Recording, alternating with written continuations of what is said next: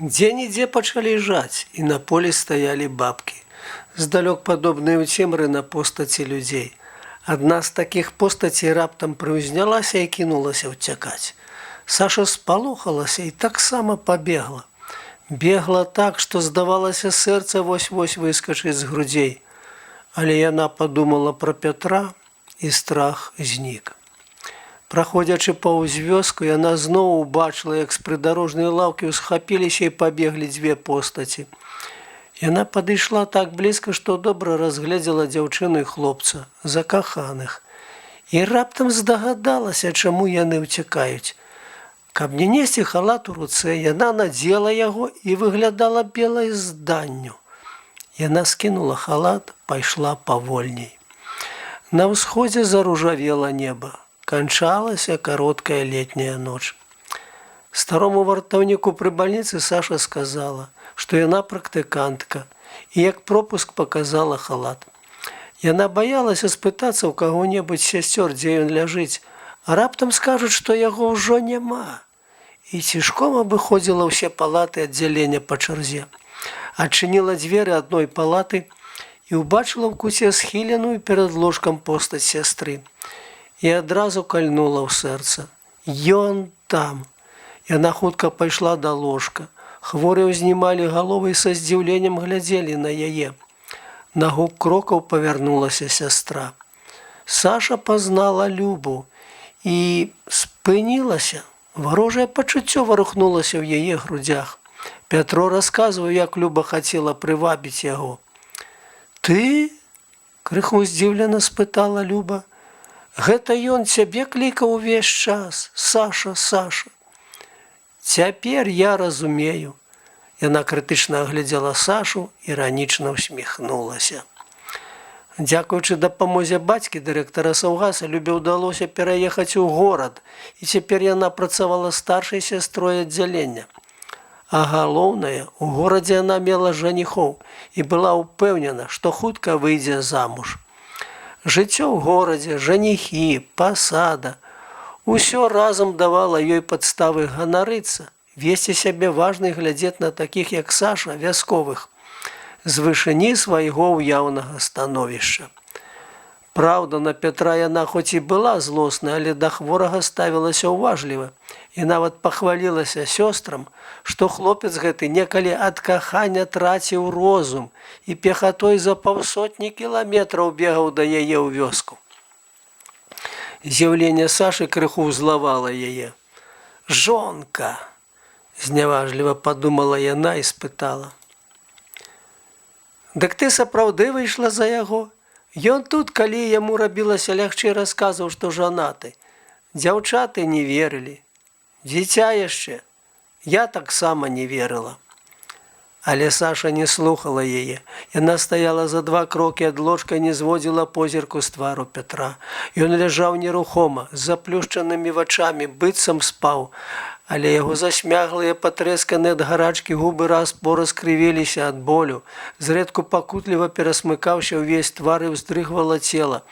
Нават пунцовыя плямы на запалых шчоках у гэты міг знікалі, і шчокі ўраз рабіліся бяскроўна бледнымі. Саша прысела на ложак і, узяўшы яго руку, прыціснулася да яе шчакой.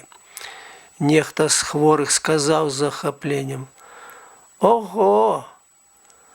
Другі цяжка ўздыхнуў, прагнучы гэткай жа простай і шчырай ласкі. Люба ўсміхнулася, зноў такі з іроніяй паправіла пузыр з лёдам на галаве хворага. «У яго 41 тэмпература. Увесь час лёд трымаем», – сказала яна суха, мабыць, жадаючы падкрэсліць, што не пяшчота трэба хвораму, а клапатлівы догляд. Рэдкі па цяжкасці выпадак двухбаковай пнеўманіі. Чакаем крызісу. Ты падзяжурыш каля яго, так?» «Я буду тут». «Доўга быць тут Бася Ісакаўна не дазволіць. Мне і так мала не будзе, што пусціла цябе, але бяру на сябе». Саша ўспомніла, што калі яны хадзілі сюды на практыку, то ўсе вельмі баяліся гэтай суровай Басі Ісакаўны, галоўнага ўрача.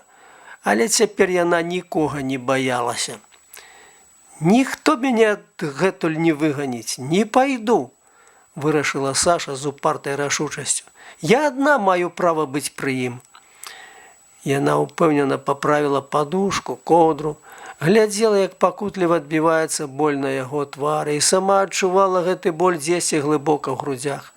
Пятро стагнаў, яна пяшчотна гладзіла яго рукі, шчокі, быццам хацела гэтак суцішыць боль.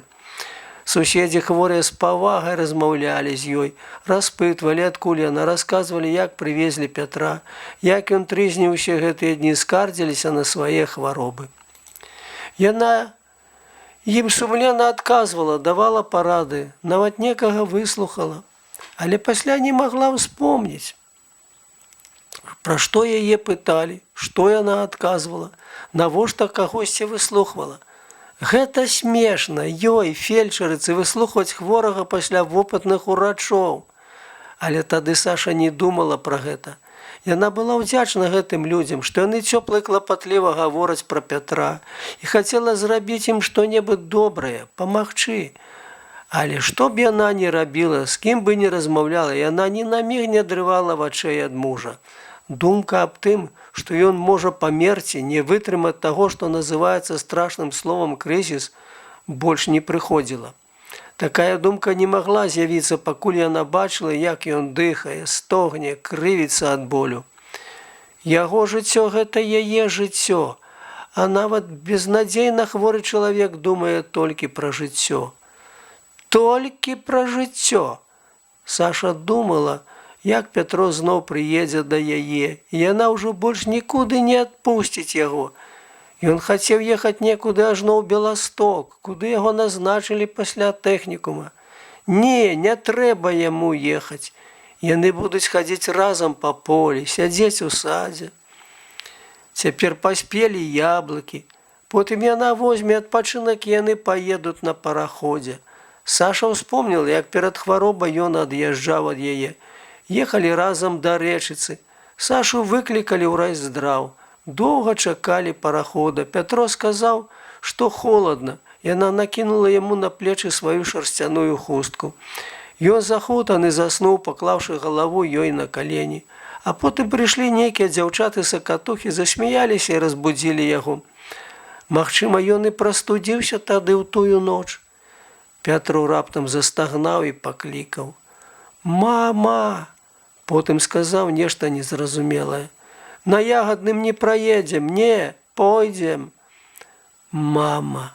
У Сашы сціснула ў горле, яна і ўзрадавалася яго голасу і раўніва жадала, каб ён паклікаў яе. Праз хвіліну ён расплюшчыў вочы, доўга глядзеў на яе, як бы пазнаючы, потым квола усміхнуўся і прашаптаў: «Саша!» І тут жа паскардзіўся, як скардзіцца дзіця маці. «Мне вельмі балюча, Саша!» «Балюча, Петя, балюча, я ведаю!» Яна нахілілася і пацалавала яго ў гарачыя засмяглыя губы. Люба заглянула ў палату і сказала: «Ты пакармі яго, ён нічога не есць, можа, ад цябе возьме». Ён сапраўды не адмовіўся, хоць яму было цяжка глытаць. Калі яна карміла, хворыя раптам хуценька леглі ў ложкі і зашапталіся: «Ідзе, ідзе!» Саша зразумела, хто ідзе, калі ўбачыла ў дзвярах Басю Ісакаўну.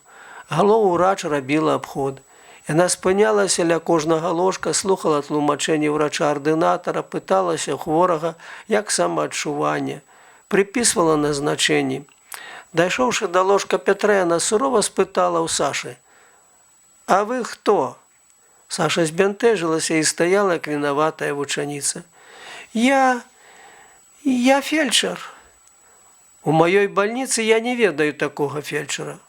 Хто вы хвораму? Я сястра. Яна не разумела, чаму не прызналася, што жонка. Напэўна, пабаялася, што не павераць ці могуць сказаць што-небудзь крыўднае, абразлівае. Хто пусціў? Павярнулася галоўурач да дзяжурнага ўрача. Той паціснуў плячамі. Я пусціла, мы разам вучыліся. З дзіўнай усмешкай сказала Люба. «Дазвольце мне застацца!» Нясмела са слязьмі ў голасе папрасіла Саша. «Паўгадзіны!» літасціва дазволіла Бася Ісакаўна, звяртаючыся да Любы. Сашу напалохала, як яны аглядалі Пятра, як, адышоўшы, шапталіся, паўтараючы страшнае слова «крызіс». Яна вырашыла не пакідаць мужа, як бы не выганялі яе. Праз паўгадзіны Люба папрасіла, каб Саша пакінула палату, але хворыя напалі на Любу. Не бачыце хіба, ў якім цяжкім становішчы блізкі чалавек? Няхай сядзіць, нікому яна не замінае. Люба знікла і больш не з'яўлялася. Хворыя суцяшалі Сашу, падбадзёрвалі, называючы з ласкавай іроніяй сястрой. Яна не разумела, навошта яе суцяшаюць. Яна не плакала, не ламала рукі ў роспачы, а проста сядзела і не зводзіла позірку з Пецевага твару. Жанчына не ведала, што яго боль, яго пакуты адбіваюцца і на яе твары, а збоку гэта было ўсім відаць. Пад вечар у палату зноў зазірнула Бася Ісакаўна. «Вы яшчэ тут?» Галаўврач амаль прастагнала. «Божа мой, што робіцца ў маёй бальніцы?» І злосна закрычала. «Любоў Андрэевну і Зою Пятровну! Да мяне!» «А вы, голубка, ідзіце за мной». Саша паслухмяна пайшла, пакорлівая, маўклівая. У сваім кабінеце галаўврач загадала. «Скідайце халат!» Саша скінула, Бася Ісакаўна замкнула халат у шафу. «Гэта мой халат!» – паспрабавала пярэчыць Саша. «Ідзіце, і каб я больш не бачыла вас тут. Я яшчэ ўрэз драў напішу, голубка». Саша выйшла на двор, села на лаўку і горка заплакала. Ад крыўды, стомы і болю. Ноч, доўгую, пакутлівую, бадай што без сну, засынала на колькі хвілін трывожным сном і зноў прачыналася, яна правяла ў сваёй былой гаспадыні. А раніцай зноў падышла да бальніцы. Але, відаць, галаўврач моцна паганяла ўвесь персанал, бо Сашу цяпер не хацелі і слухаць. Сёстры, што ішлі на работу, адмаўляліся выканаць нават простую просьбу паведаміць, як здароўе Пятра. А Люба прашмыгнула міма і не прывіталася. Саша сумна сядзела на лаўцы каля бальнічных варот і бездумна сачыла, як на даху дома, што насупраць буркуюць галубы. Да варот пад'ехаў рамізнік. З брычкі асцярожна злезла маленькая старая жанчына ў простай шарсцяной кофце, суконнай спадніцы. Гэтая Бася Ісакаўна зусім не была падобна да той, суровай і ўладнай, што ў беласнежным халаце хадзіла па палатах. Саша глянула на яе з нянавісцю. Урач таксама затрымала на ёй свой позірк і, мабыць, адразу не пазнала. Яна прайшла праз прахадную і нешта сказала вартаўнікам і раптам вярнулася назад. Уважліва паглядзела на Сашу. «Вы яшчэ тут?» – спыталася яна ў Сашы так жа, як і ў палаце, але зусім іншым тонам. «А дзе мне быць?» – няветліва адказала Саша. «Ах, якая моладзь!» – уздыхнула Бася Ісакаўна, і нельга было зразумець, ці яна асуджае, ці адабрае гэтую моладзь. «Хадзем са мной!» У двары яна сказала. «А гаварыць няпраўду старэйшым непрыгожа, дзіця маё. Мне ж сказалі, што гэта ваш муж, так?» Саша пачырванела, і сэрца яе ўраз напоўнілася пяшчотай да гэтай добрай жанчыны. Апрануўшы халат, які дала ёй галоўны ўрач, Саша ўзбегла на другі паверх і толькі перад дзвярамі знаёмай палаты перавяла дыханне. Яна са страхам адчыніла дзверы і спынілася. І першае, што яна ўбачыла, яго вочы, жывыя і ясныя. Яны глядзелі на яе.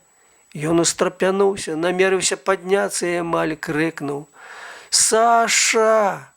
Гэта быў слабы, але радасны крык чалавека, які пасля смяртэльнай небяспекі убачыў ратунак.